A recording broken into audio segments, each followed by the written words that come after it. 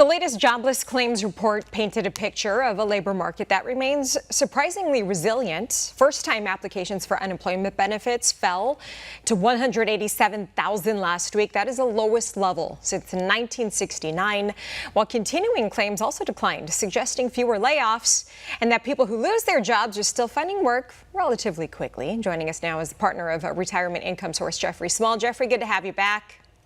Thank you. Initial jobless claims fell, lowest level in more than 50 years.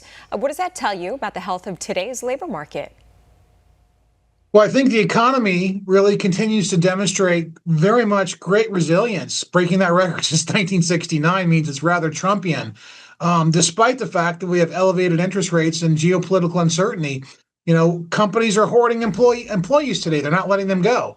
And so that's very interesting what's happening here, Alicia.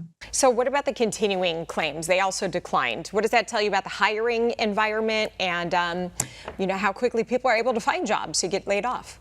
It just really tells you that that number is epically low as well, and that it suggests that, the people that do get laid off are finding jobs rather quickly. So the job market is what we call really tight as we still maintain this low hire, low fire, job environment. We're seeing still layoffs at some of the country's biggest companies like Microsoft, Amazon, Meta. Why isn't that showing up in these numbers? Or is it? I think it is in the numbers.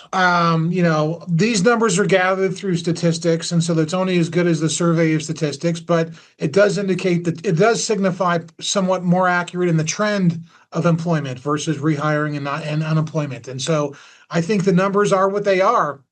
The economy's in growth mode. GDP is greater than 3%.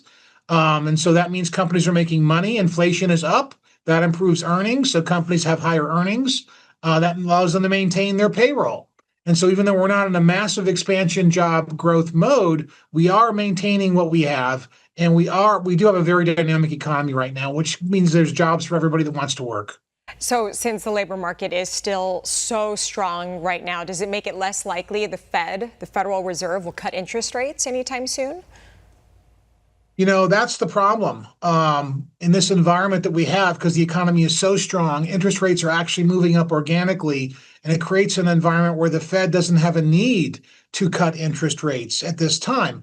Other than the rate sensitive sectors like, let's say, utilities, real estate, and software can face pressure from higher yields in the stock market, it doesn't really affect employment.